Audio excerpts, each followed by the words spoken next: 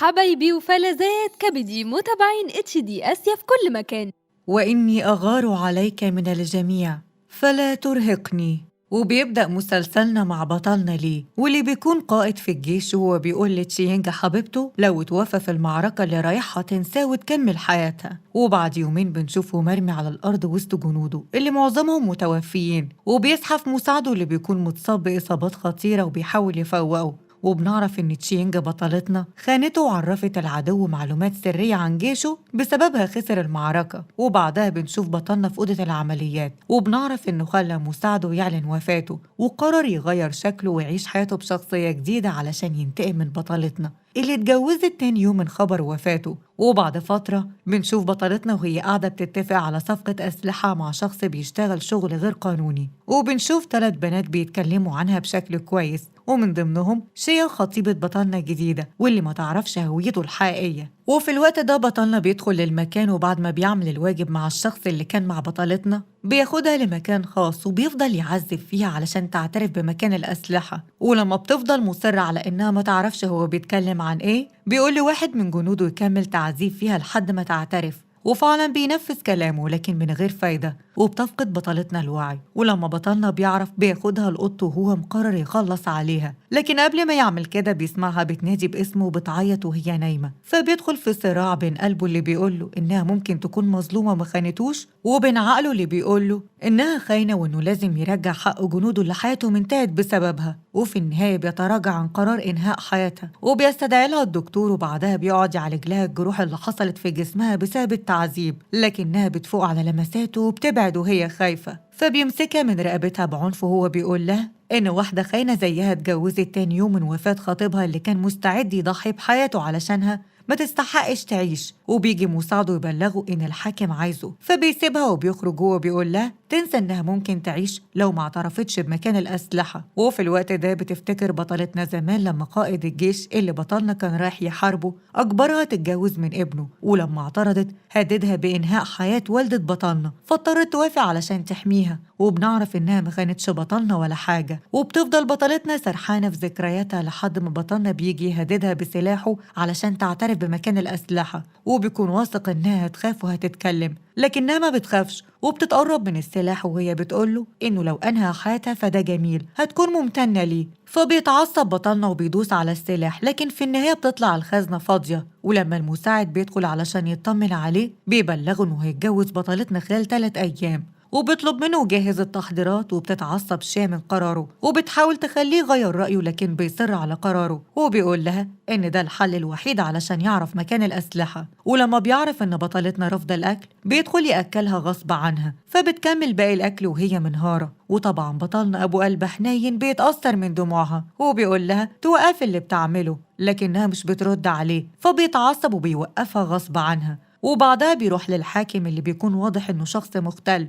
وبيعامل زوجته بمنتهى القسوة، وبيبلغه إنه قريب جدا هيخليها تعترف ومش هيسمح بإن الأسلحة تقع في إيد حد من عيلة شانج. ودي العيلة اللي بطلنا دخل المعركة ضدهم من سنة، ونفس العيلة اللي بطلتنا اتجوزت منها. وتاني يوم بنشوف شانج زوج بطلتنا وهو نازل من القطر وبيستقبلوا مساعدينه، ووقتها بطلنا وجنوده بيهجموا عليهم وبيكونوا ناويين ينهوا حياتهم، لكن بيقدروا يهربوا بعد ما مساعدة شانج بتتصف في دراعها. وبيتعصب الحاكم لما بيعرف إن بطلنا فشل في عملية اغتياله، فبيوعده إنه هيخلص عليه في أقرب وقت. وبعدها بيرجع لمكتبه، وهناك شيا بتروح له وبتحاول تخليه يغير رأيه بخصوص جوازه من بطلتنا، لكن مش بيهتم بكلامها وبيقول لها تمشي لأنه مش فاضي. فبتروح تطلع غضبها على الحاكم اللي بنعرف إنه أخوها، وبتكون متعصبة لأنه وافق على جواز بطلتنا من بطلنا وهو عارف إنها بتحبه. فبيتعصب من صوتها العالي وبيطلع غضبه على زوجته اللي يا عيني متمرمطة معاهم. وعند بطلتنا بنشوفها وهي قاعدة تفتكر ذكرياتها مع بطلنا وهي منهارة، وما بتكونش لسه اتخطت مشاعرها ناحيته على الرغم من إنها معتقدة إنه متوفي. وبعدها بنشوفها قاعدة تشرب شاي وهي سرحانة في ذكرياتها، وبتيجي الشيا الحرباية وهي متعصبة وبتزق إيديها، فبيقع المج على الأرض وبيتكسر. ولما بتقول لبطلتنا إن واحدة زيها ما تستحقش بطلنا بتقول لها عندك أهو خدي، هو أصلا ما يلزمنيش. وبيفضلوا يلقحوا على بعض بالكلام لحد ما شيا بتتعصب وبتكون هتضربها. بطلنا بيوصل على آخر لحظة وبيزقها على الأرض بعنف، وبيقول لها إن بعد كده مش من حقها تتنمر على بطلتنا وبيطردها. وبتيجي الخدامة تفرج بطلتنا على فستان زفافها لكنها مش بتهتم. وبتيجي زوجة الحاكم تتكلم معاها عن إن بطلنا شخص كويس ومناسب ليها، وبتعمل لها إشارة معينة على الساعة وبتسيبها وبتخرج. وبعد تفكير كتير من بطلتنا بتفهم إنها شخص كويس وعايزة تساعدها، وبتفهم إنها عايزة تروح لمكان معين. ولما بطلنا بيجي يسألها ليه ما جربتش الفستان، بتقوله ينسى إنها ممكن تتجوزه، فبيتعصب وبيتقرب منها غصب عنها وبيقول لها إن ده هيحصل سواء بإرادتها ولا لأ. فبتغير رأيها وبتقوله إنها هتوافق بشرط إنه يسمح لها تخرج من القصر لأن في كام حاجة عايزة تعملهم في شركتها.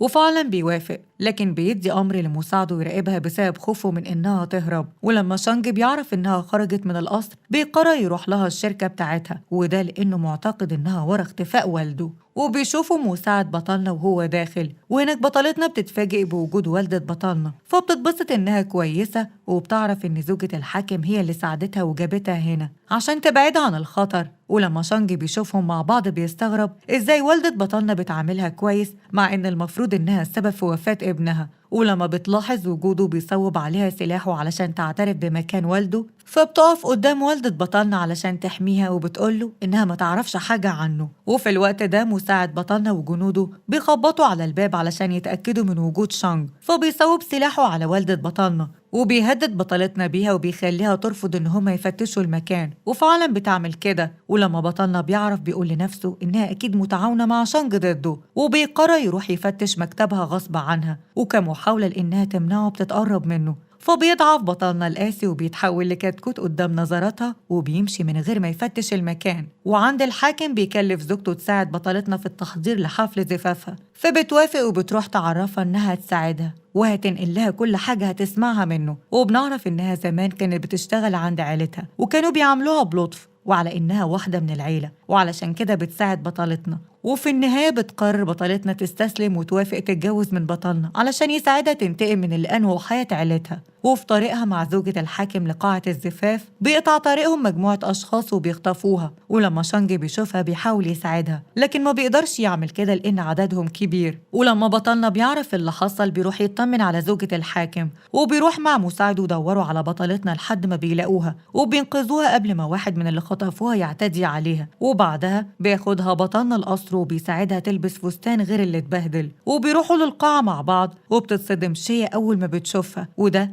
لأن هي اللي كانت مكلفة الرجالة يخطفوها. وبعد الفرح ما بيخلص بيروح أخوها يضربها بالقلم وبيقول لها تفوق لنفسها وما تحاولش تتغابى علشان ما يستعملش العنف معاها. وبيقول لها إن بطلنا عارف إنها ورا عملية الخطف، فبتخرج وهي متعصبة. ولما بتشوف بنت قاعدة تضحك مع حبيبها بتتخيل إنها بطلتنا وبتروح تكب عليها مية، وبترجع للقصر وهي متعصبة من فكرة إن بطلنا هيكون مع حد غيرها، وبتطلع غضبها على مساعدتها. وعند بطلنا لما بيلاحظ زعل وخوف بطلتنا منه بيسألها لو ندمانة على جوازها منه، وبيفكرها بالكلام اللي بطلنا قاله لها قبل المعركة، فبتستغرب هو عارف ده إزاي. ولما بتسأله هو مين بيقول لها إن واحدة خاينة زيها مش من حقها تسأله. وعند شانج بنشوفه هو بيطمن على تشي مساعدته اللي اتصابت وهي بتحاول تساعده ينقذ بطلتنا، وبيلومها هي المساعد التاني لأنها مش بتاخد بالها من نفسها، وبيكون واضح إنه معجب بيها لكنها في الحياة بتكون معجبة بشانج، وعلشان كده بتكون مبسوطة من قلقه عليها. وبعد ما شانج بيمشي بيقعد يحكي لها عن أحلامه اللي ناوي يحققها بعد ما الحرب اللي بينهم وبين الحاكم تنتهي. وفي النهاية بيتفاجئ إنه بيكلم نفسه وإنها مشيت. وعند الحاكم بنعرف إنه عارف بإن بطلنا هو نفسه ليه وإنه هو اللي ساعده في تغيير شكله، وبنشوفه وهو بيطلب منه يكسب قلب بطلتنا علشان تثق فيه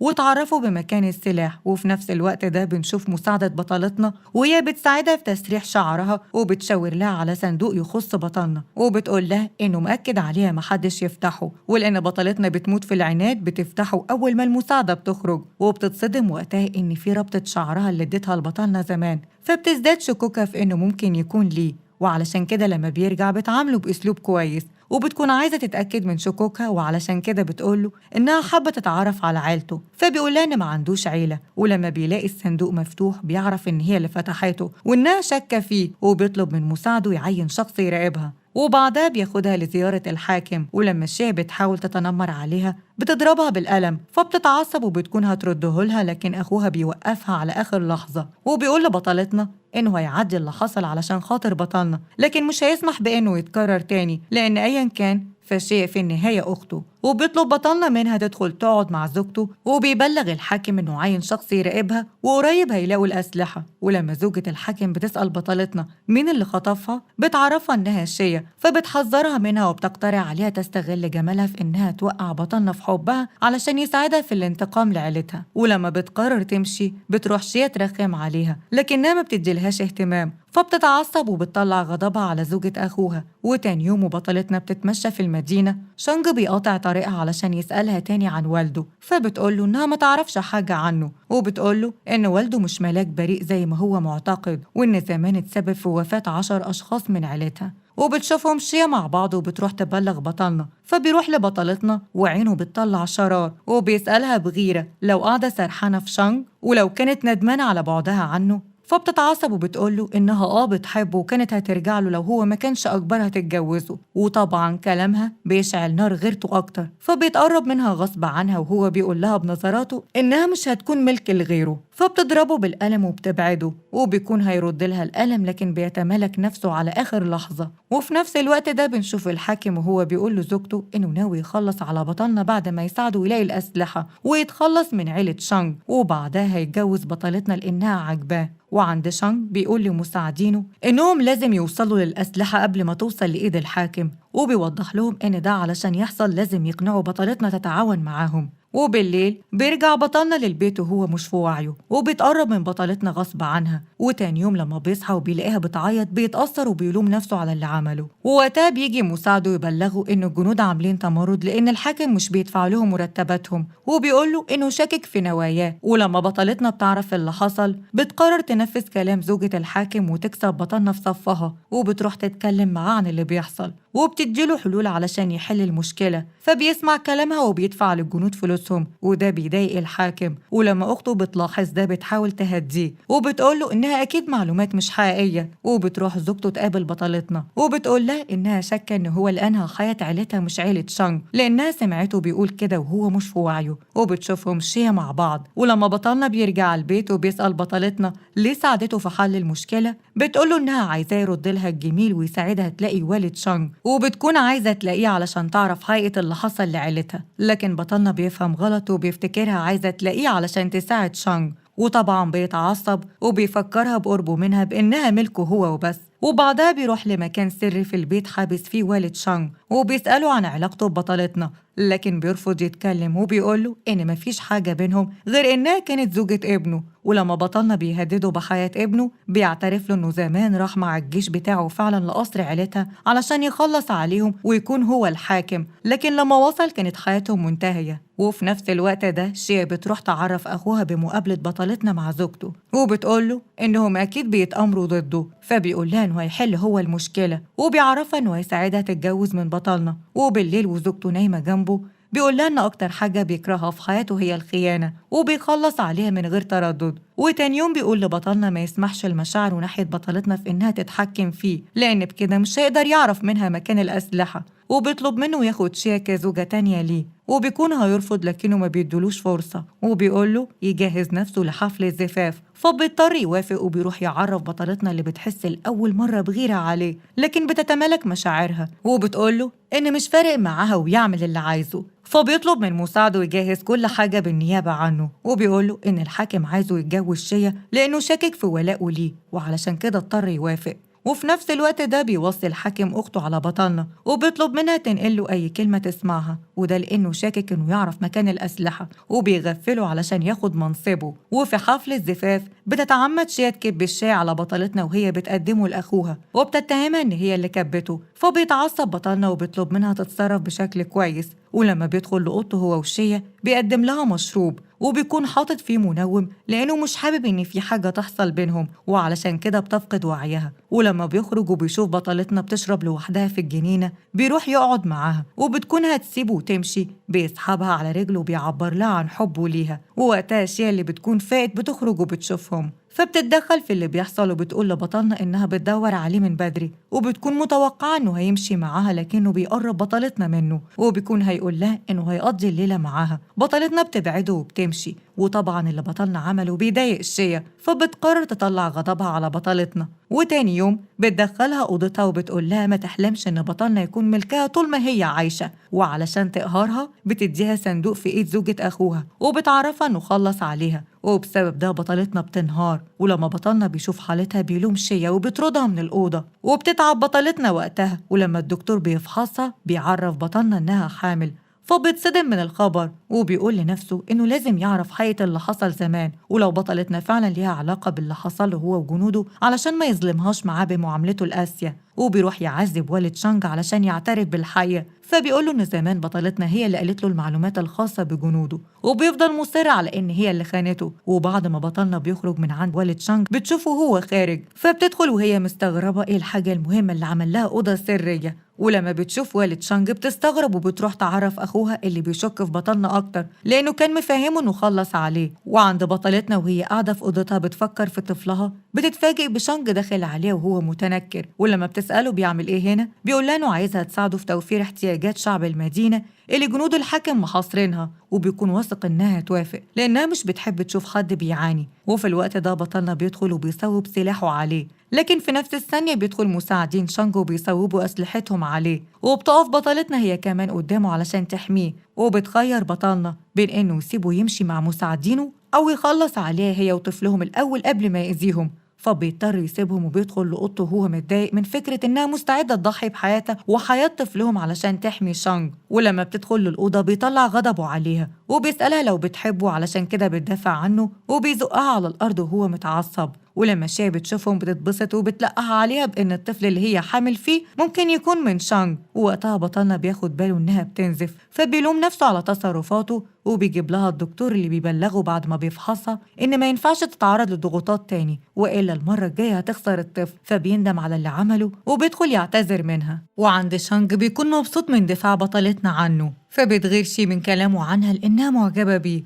وبتفضل اليوم كله حزينة. ولما يجي يحاول يواسيها بتقوله ما يتدخلش وبتسيبه وبتمشي وهي متضايقة. وفي نفس الوقت ده بطلنا بيكون قاعد يشرب بطلتنا الأدوية، ولما شيا بتشوفهم بتتعصب وبتروح تطلع غضبها على مساعدتها. وتاني يوم بطلتنا بتتعب فجأة، فبيشيلها بطلنا وبيرجعها لأوضتها. ولما الدكتور بيفحصها بيقوله إنها محتاجة ترتاح، وبيأكد عليه بإنها ما ينفعش تتحرك من على السرير. وبتروح شيا لوالد شانج وهي جايبه له أكل، وبتقوله إن بطلنا كان هيخلص على ابنه بسبب بطلتنا وعلشان كده لازم ينتقم منها. وبتسيب له مفتاح السلسلة المتسلل بيها وبتخرج وهي بتتمنى خطتها تنجح وتخلص من بطلتنا خالص. وبتكون بطلتنا في الوقت ده في الجنينة، وبيهجم والد شانج عليها وبيحاول يخنقها، وهو بيقول لها إنه مش هيسمح بإن ابنه يتأذي بسببها، وبيقول لها إن ملوش علاقة باللي حصل لعيلتها وإنها طول الوقت ده بتحاول تنتقم من الشخص الغلط. وبيوصل بطلنا في الوقت ده وبيخلص عليه، ولما بيشوفها بتنزف بياخدها للدكتور وللأسف بتفقد الطفل. وبيعرف الدكتور بطلنا إنها مش هتقدر تخلف تاني. وتاني يوم الحاكم بيمثل عليه إنه ما كانش يعرف بإنه كان حابس والد شانج، وبيقوله إنه هيعين مجموعة من الجنود يحرسوا القصر، وفي الحقيقة هو بيكون عايز يعينهم هناك علشان يراقبوا كل تصرفاته. ولما شانج بيعرف اللي حصل لوالده بينهار وبيتوعد بإنه هينتقم من بطلنا. وعند بطلنا بيكون حاسس إن الحاكم ما بقاش واثق فيه وإن في أي لحظة ممكن يأذي بطلتنا علشان يعرف مكان الأسلحة، وعلشان كده بيمثل عليها إنه مش مهتم بيها وكان مستحملها علشان طفلهم. وبيطردها من القصر، هو بيقول لها إنها في نظره واحدة رخيصة كان بيستمتع بيها مش أكتر. وطبعا بتنهار من كلامه وبتكون هتضربه بالقلم، لكن بتتمالك نفسها وبتاخد حاجتها وبتمشي. وعند شانك بنشوفه وهو بيفتكر ذكرياته مع والده زمان لما طلب منه يتجوز بطلتنا، وبيفوق من ذكرياته وهو مقرر يروح للمدينة علشان ياخد جثته اللي الحاكم معلقها قدام قصره. وبالصدفة بيتقابل مع بطلتنا، ولما بتعرف اللي ناوي يعمله بتهديه وبتطلب منه ما يجازفش بحياته لأنه لو رجع للمدينة حراس الحاكم هيخلصوا عليه. وبتعرفوا إن ده فخ عاملينه ليه، وبعدها بتعرفوا بإنها موافقة تتعاون معاه علشان يساعدوا المدنيين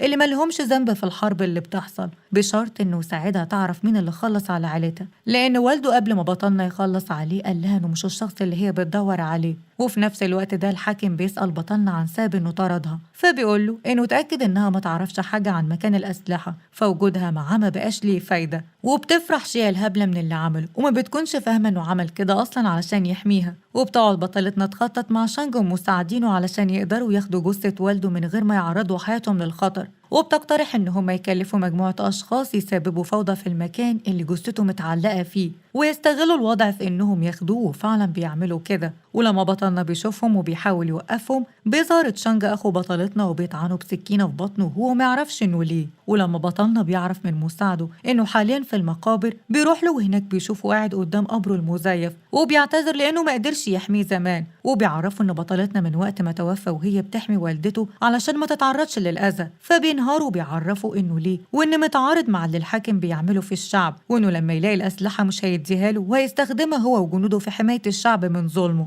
وبينهار أول ما بيعرف إن بطلتنا ما خانتوش زي ما هو فاهم، وإنها اتجوزت شانج زمان لأن والده هددها بأنه هيخلص على والدته فوافقت علشان تحميها. وبيروح يشرب وهو منهار لأنه صدق الإشاعات وصدق إنها ممكن تخونه. ولما شيا بتشوف خالته وإنه مش مدرك لأي حاجة بيعملها بتخليه يفقد الوعي، وبتروح تغير لبسها وبتنام جنبه. وتاني يوم لما بيصحى بتكذب عليه وبتقوله إنه تقرب منها، فبيسيبها وبيخرج هو مصدوم. ولما مساعده بيشوف حالته بيقترح عليه يدور على بطلتنا ويروح يشوفها طالما مفتقدها. وفي نفس الوقت ده تشانج بيروح يقابل بطلتنا في القاعدة السرية بتاعة شانج، فبتنهار أول ما بتشوفه وبتحضنه وهي مش مصدقة إن هما اتقابلوا مرة تانية لأنها كانت معتقدة إنه توفى. ولما بيأكد لها إن والد شانج ملوش علاقة بوفاة باقي أفراد عيلتهم بتفتكر كلام زوجة الحاكم عن إنها سمعته وهو بيتكلم عن وفاتهم، فبتتأكد إن هو اللي عمل فيهم كده علشان يمسك هو الحكم. ولما أخوها بيتكلم معاها عن بطلنا من غير ما يعرفها إنه ليه بتقوله إنها مش مهتمة بيه